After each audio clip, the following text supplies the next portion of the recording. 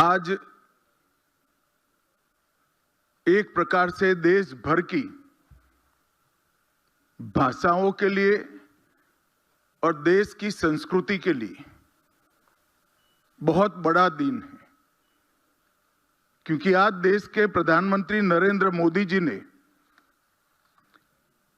देश के सांस्कृतिक पुनरुत्थान का जो संकल्प लिया है, उसका महत्वपूर्ण पड़ाव आज पार कर रहे हैं।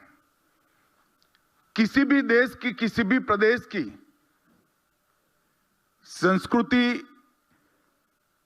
संस्कृति की अभिव्यक्ति वो भाषा के बगैर संभव हो ही नहीं सकती, और भाव से उत्पन्न शब्दों के बगैर भाषा बन ही नहीं सकती है। जब तक हमारी आने वाली पीढ़ियां, मेरे सामने बैठे हुए विद्यार्थी बच्चे, भाषा शब्द से बनती है, शब्द भाव से उत्पन्न होता है, और भाषा से संस्कृति बनती है, संस्कृति की अभिव्यक्ति होती है।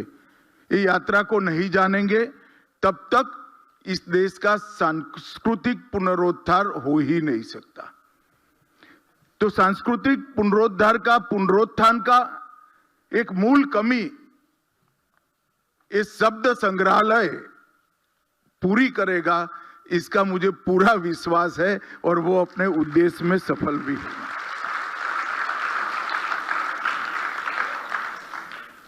जब पाणिनि ने व्याकरण की रचना करी, तब उनके किसी शिष्य से संवाद में कहा, शिष्य ने पूछा कि इतना बड़ा ग्रंथ व्याकरण का, इतना बड़ा स्ट्रक्चर आप व्याकरण का बना रहे हैं, उद्देश्य क्या है? तब उन्होंने कहा था, मनुष्य के भाव से शब्द की उत्पत्ति होती है, व्याकरण शब्दों को बांधता है, शुद्ध भावपूर्ण उच्चारण वो वाक्य को अर्थ देता है, और अर्थ दिए हुए वाक्यों का समूह भाषा की संरचना करते हैं, और भाषा सालों तक संस्कृति की वाहक बनकर सभी जीवों का कल्याण करती है। और आज इस शब्द म्यूजियम में पाणिनि के व्याकरण के भी रचना के पूरे चरित्र को बहुत अच्छे तरह से दर्शाया गया है। मित्रों, हम तो इस देश के वासी हैं जहां ऋग्वेद में कहा गया, सभी दिशाओं से हमारे पास कल्याणकारी और शुभ विचार आते रहे, जो किसी से दबे नहीं, जिन्हें कोई बाधित न कर सके, और हम नई ऊंचाइयों के ऊपर वो विचारों के आधार पर हमारे समाज जीवन को ले जाएं। हमारे यहां संकुचितता का कोई भाव उत्पन्न हो ही नहीं सकता, क्योंकि हमारे विचारों की पद्धति में ही संकुचितता व्याप्त नहीं है। हम जब भूमि पूजन करते हैं, शांति मंत्र का उच्चारण करते हैं, तो पशुओं में भी शांति की कामना करते हैं, वनस्पति में भी शांति की कामना करते हैं, यहां तक कि ब्रह्मांड में भी शांति की कामना करते हैं। संकुचितता ये भारतीय संस्कृति का कदापि चिन्ह नहीं बन सकती, परंतु हमारा जो है इसको आगे बढ़ाना, उसमें शर्म नहीं होनी चाहिए। विशाल विचार, विशाल हृदय की व्याख्या इस तरह से कर दी गई कि हम दूसरों में गौरव लेते हो गए, हमारे को हम भूल गए। मैं मानता हूं कि शब्द म्यूजियम हमारी भाषाएं, हमारी संस्कृति, उसको चिरकाल तक हमारी आने वाली पीढ़ियों को शिक्षित भी करेगा, इससे संस्कृति का परिचय भी कराएगा, और उनको जीने का रास्ता भी सिखाएगा। हमने कभी विचारों पर पहरा नहीं लगाया, श्रुति के साथ संवाद हुआ, दर्शन के साथ शास्त्रार्थ हुआ, और परंपराओं के साथ हमने निरंतर नवाचार को स्वीकारा है। और आज जब मैं पूरा म्यूजियम देखकर आया हूं, तब ओमकार से लेकर शब्द की रचना से लेकर व्याकरण की रचना से लेकर श्रुति स्मृति से लेकर पांडुलिपियों और शिलालेखों से लेकर प्रिंटिंग मशीन तक ये पूरा म्यूजियम शब्द की यात्रा को वर्णित करता है। मेरा संस्कृति सचिव जी से निवेदन है कि इसको अब आप कंप्यूटर और एआई तक भी पहुंचा दीजिए, जिससे हमारी भाषाएं पूर्णतया स्वीकृत हो जाए। हमने नवाचार से कभी परहेज नहीं किया, भागे नहीं है। हम ऐसे लोग हैं जो कुछ भी शुभ आया इसको स्वीकार किया और हमारे शुभ के साथ मिलाकर शुभ का प्रभाव बड़ा बड़ा बड़ा करते गए हैं। और इसी तरह से हमारी ये सांस्कृतिक यात्रा इतने सारे विघ्नों के बाद भी आज दुनिया के आगे हिमालय की तरह अटल खड़ी है और हिमालय की ऊंचाइयों को भी प्राप्त करी है। आज इस शब्द संग्रहालय भारत की बहुभाषी चेतना, ज्ञान परंपरा और जन स्मृति का एक प्रकार से सुंदर शब्दांकन करने वाला ये संग्रहालय बना है। इसका मुझे बहुत बहुत संतोष है। एक मस्त मोटी अमाउंट इसके पीछे खर्च की है, मगर मैं मानता हूं कि बहुत कम बजट है। संस्कृति मंत्रालय ने ये यात्रा को यहां से अधूरा नहीं छोड़ना चाहिए, इसको और पूरा करना चाहिए। और मेरा सौभाग्य है कि आज शब्द संग्रहालय जिसकी कल्पना नरेंद्र मोदी जी ने की, उसका पहले चरण का उद्घाटन करने का सौभाग्य आप लोगों के बीच में मुझे मिला है। बंगाल के अंदर अनेक प्रकार के संग्रहालय हैं और इसमें आज शब्द संग्रहालय, मुझे विश्वास है देखते देखते बहुत कम समय के अंदर अपना स्थान मजबूत कर लेगा और यहां पर आने वाले शब्द के साधक जो है वो निश्चित रूप से कुछ न कुछ प्राप्त कर जाएंगे। मित्रों, इस भवन का जो एक जमाने में बंगाल के गवर्नर का भवन होता था, इससे अच्छा उपयोग हो ही नहीं सकता। आज बहुत अच्छा हुआ है कि इस भवन को शब्द संग्रहालय के लिए चुना गया।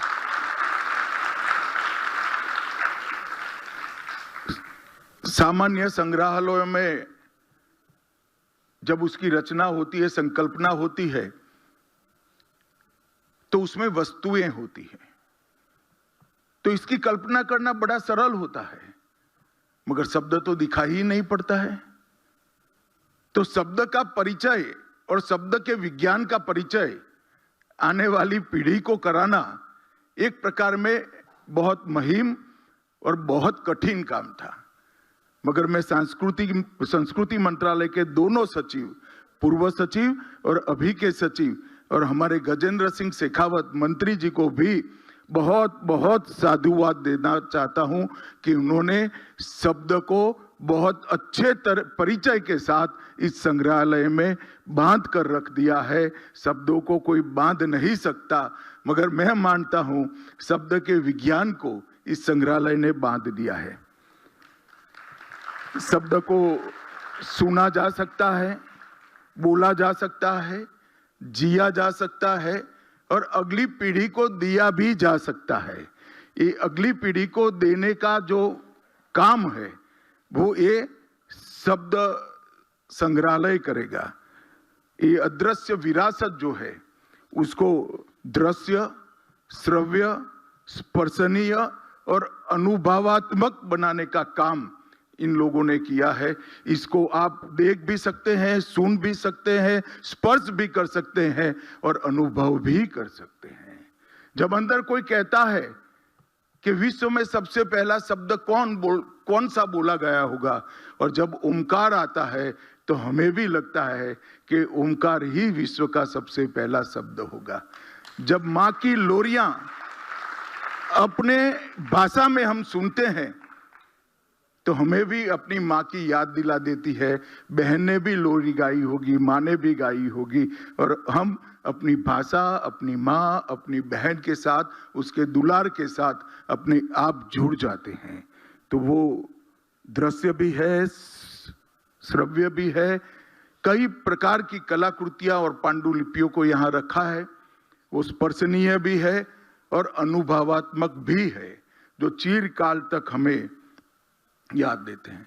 मित्रों, इसके अंदर कई सारी बोलियों को, कई सारी भाषाओं को और देश भर के हर प्रांत की लोक संस्कृति को संजोकर शब्दों के माध्यम से हमारी संस्कृति की जो यात्रा है, इसका वर्णन किया गया है।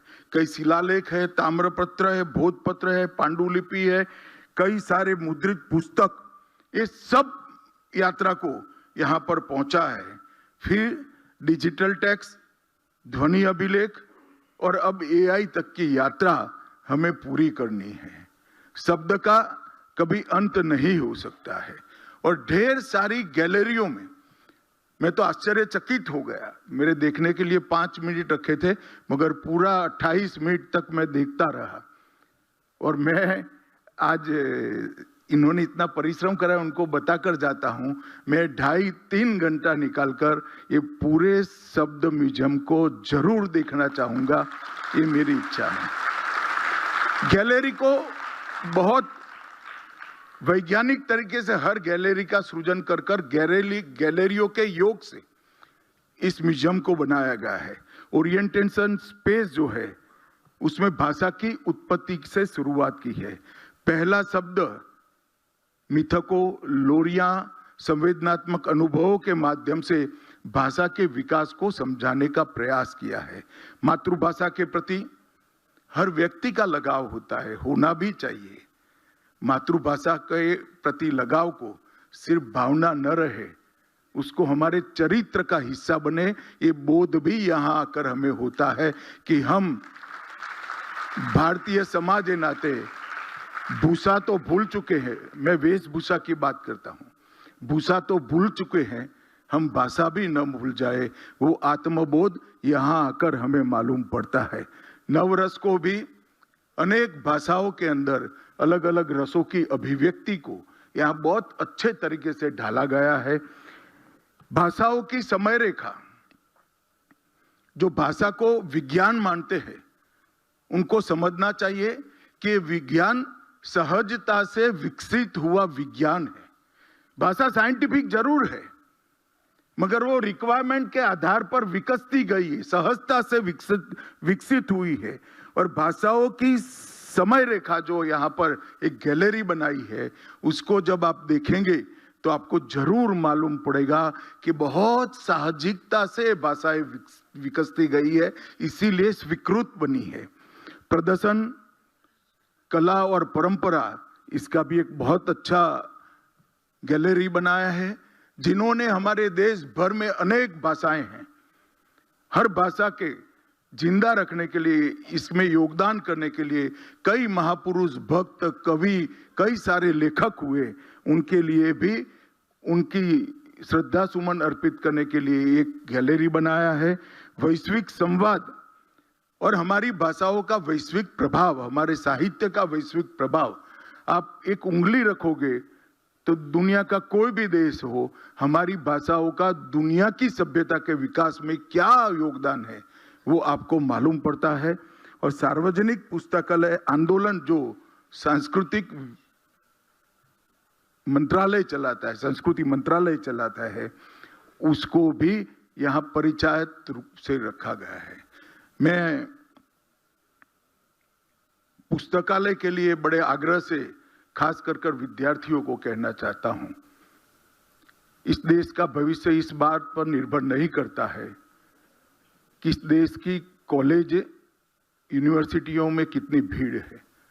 इस देश का भविष्य इस बात पर निर्भर करता है इस देश की लाइब्रेरी में कितने युवा और किशोर जाते हैं, इससे इस देश का भविष्य निर्भर है। और ये पुस्तकालय का जो आंदोलन है संस्कृति मंत्रालय का, उसको आप जरूर जानिए और इसको आपके व्यक्तित्व को गढ़ने में निश्चित रूप से उपयोग करिए। मित्रों, बंगाल भारतीय चेतना का, समग्र भारतीय चेतना का एक वैश्विक प्रकाश स्तंभ रहा है। एक लंबा कालखंड आया जब हमारी भारतीय सांस्कृतिक चेतना को बंगाल से विमुख करने का प्रयास किया गया। संकुचित विचारधाराएं, विदेश की विचारधाराएं, इन्होंने बंगाल को अपने देश और दुनिया को योगदान करने की क्षमता को क्षीण कर दिया। ये बंगाली है जहां महर्षि अरविंद जन्मे थे, जहां विवेकानंद और रामकृष्ण जन्मे थे, जहां चैतन्य महाप्रभु हुए थे। ये बंगाल ने ही सबसे अच्छे वैज्ञानिक, सबसे अच्छे साहित्यकार, सबसे बड़े क्रांतिकारी वीर सुभाष बाबू को देने का काम किया था। ये बंगाली है जो हमेशा देश से 5 दशक आगे रहकर देश का मार्गदर्शन करता था। मुझे पूरा विश्वास है अब समय आ गया है भारतीय चेतना के ये बौद्धिक प्रकाश स्तंभ को फिर से एक बार अपनी पूरी शक्ति के साथ पूरे विश्व की चेतना को जगाने का प्रकाश स्तंभ फिर से बनाने का। नरेंद्र मोदी जी के नेतृत्व में, शुभेंदु भाई के नेतृत्व में यहाँ जो परिवर्तन हुआ है, मुझे पूरा विश्वास है। मैं 9 सप्ताह से बंगाल सरकार की एक एक गतिविधि को देख रहा हूँ। बंगाल देखते देखते देखते भारतीय चेतना का प्रकाशमय प्रकाश स्तंभ बन जाएगा, इसका मुझे पूरा विश्वास है। ये बंगाल ने ईश्वर चंद्र विद्यासागर, स्वामी विवेकानंद, बंकिम चंद्र चट्टोपाध्याय जी, रविंद्रनाथ ठाकुर, कई सारे ऐसे महापुरुष दिए जिन्होंने भारतीय चेतना को आगे बढ़ाया। और भारत को समझना है तो महर्षि अरविंद को पढ़े बगैर आप भारत को समझ ही नहीं सकते हैं। वो महान व्यक्ति ने भारत के भूतकाल को भी लिखा, वर्तमान को भी लिखा और भविष्य को भी चिन्हित कर कर नई पीढ़ी के सामने रख दिया। और महर्षि अरविंद की ही वाणी है कि एक दिन भारत माता निश्चित रूप से विश्व गुरु के स्थान पर पुनः प्रस्थापित होगी और पूरे विश्व को अपना सबसे अच्छा देने का प्रयास करेगी। मित्रों, यहाँ पर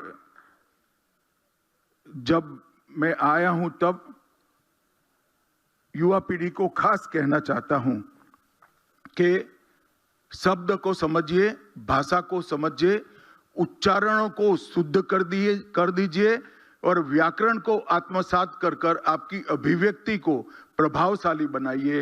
वो समाज में आपकी स्वीकृति को अनेक गुना बढ़ा देगी, ये मेरा अनुभव है। मित्रों, आज हर्ष का विषय ये भी है कि जब पूरा देश वंदे मातरम का 150वां वर्ष मना रहा है, तब इस शब्द संग्रहालय का उद्घाटन हो रहा है। यहाँ मंच पर खड़े रहकर वंदे मातरम का पूरा गान हम सुनते हैं, तब हमें मालूम पड़ता है कि भारत माता के प्रति मेरा भाव क्या होना चाहिए। और ये इतने बड़े बोध से आजादी के 76-77 साल तक देश अनजान रह गया। आज हर स्कूल में वंदे मातरम पूरा गाया जाता है। इससे बड़ा वर्ष कोई हो ही नहीं सकता। और उसी वर्ष में शब्द संग्रहालय की स्थापना हुई है। मोदी जी ने 2024 में बांग्ला को शास्त्रीय भाषा का दर्जा दिया। ये भाषा का शास्त्रीय भाषा का दर्जा बांग्ला को मिलना एक कब से ड्यू था, उसको भी मोदी जी ने समाप्त करा। और श्यामा प्रसाद मुखर्जी का भी 125 साल समाप्त हुआ है। और श्यामा प्रसाद मुखर्जी ही थे जिन्होंने कलकत्ता विश्वविद्यालय में जब वो युवा कुलपति बने तब कवि गुरु टैगोर से दीक्षांत संबोधन कराया था। और पूरी भारत की यूनिवर्सिटियों में अंग्रेजी कोई कालखंड में पहला बांग्ला भाषा में दीक्षांत प्रवचन श्यामा प्रसाद मुखर्जी जी ने कविवर टैगोर से कराया था। और मित्रों, आज बंगाल फिर से सोनार बांग्ला बनने की दिशा में आगे बढ़ा है। मैंने शुभेंदु जी को बहुत भाव के साथ एक पत्र लिखा है, जो मेरे मन के भाव थे वो एक पत्र में लिखे हैं। मुझे आशा है कि शुभेंदु जी जरूर ये बात को पूरी भी करेंगे और गुरुवर टैगोर का ये जो स्वप्न है उसको भी पूरा करेंगे। मित्रों, हमने कई सारे हमारे महर्षियों ने शब्द के लिए बहुत कुछ कहा है, मगर मैं कहना नहीं चाहता, बड़ा समय हो गया है, मगर भाषा के लिए मैं जरूर कुछ कहना चाहता हूं। मनुष्य समझता है कि भाषा को हमने बनाया है। मेरी बात ध्यान से सुनना। मनुष्य समझता है कि भाषा को हमने बनाया है। मैं मानता हूं कि भाषा ने मनुष्य को बनाया है, मनुष्य बनाया है। हर एक में जीव होता है, मगर वो मनुष्य तब होता है जब भाव जागृत होता है, और भाषा ही भाव को जागृत करती है। ये भाषा का जो मूल है वो शब्द है और अपनी भाषा के शब्द है। ये दोनों को ये शब्द म्यूजियम आगे बढ़ाएगा। मित्रों, मैं आज यहाँ आया हूँ तब एक बात भी कहना चाहता हूँ। 5 सूत्र भाषा के लिए मैं हमेशा से इसका आग्रही रहा हूँ, आज बताना चाहता हूँ। परिवार की भाषा ही पहली पाठशाला बननी चाहिए। माँ की भाषा में ही बच्चे ने पढ़ना चाहिए। विद्यालय और विश्वविद्यालय कॉपी करने से और अनुवाद करने से आगे निकलकर मौलिक चिंतन करने का केंद्र बने, तो ही हम सृजन में अपना योगदान दे सकते हैं। किसी ने लिखा है उसको पढ़ने में कोई आपत्ति नहीं है, मगर इसको जस का तस मत स्वीकार कर लिए।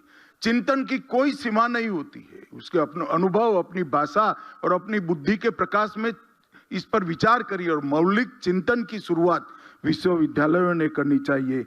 हर भारतीय भाषा को डिजिटल और एआई सक्षम बनाकर इसको 1000 साल की और आयुष्य देने के लिए सभी ने प्रयास करना चाहिए।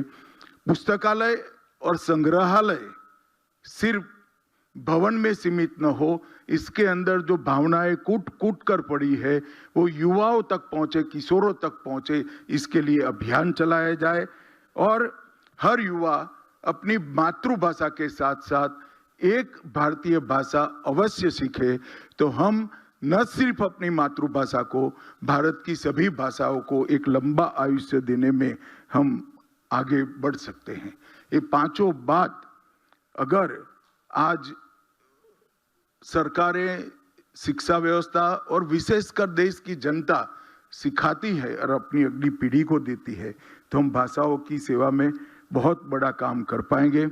हम धरती ये बंगाल की है, भारतीय संस्कृति का इसको प्रकाश स्तंभ सब लोग मानते हैं। यहीं से आज संकल्प करें कि शब्द से संस्कृति को हम ताकत देंगे, संस्कृति से हमारा आत्मविश्वास जगाएंगे, और आत्मविश्वास से विकसित, पूर्ण विकसित भारत हम 2047 में बनाकर हमारा स्वप्न पूरा करेंगे, भारत माता को विश्व गुरु के स्थान पर रखने का। और मैं मानता हूं इसकी नींव ये शब्द संग्रहालय बनेगा। इसका एक बहुत बड़ा उपकरण ये शब्द संग्रहालय बनेगा। हृदय से ये दोनों सचिवों को मेरी अनंत अनंत शुभकामनाएं और धन्यवाद का भाव है। कल्पना होती है, इसको चरितार्थ करना भी बड़ी बात है। मोदी जी ने देश के सामने, देश की सरकार के संस्कृति मंत्रालय के सामने एक उत्तुंग कल्पना रखी कि शब्दों का एक म्यूजियम बने और इसकी अभिव्यक्ति ऐसी हो जो शब्द का परिचय साहजिकता से हर व्यक्ति को करा सके, हर नागरिक को करा सके। उसको आप दोनों ने मिलकर चरितार्थ किया है। मेरी अनेक अनेक शुभकामनाएं। वंदे मातरम।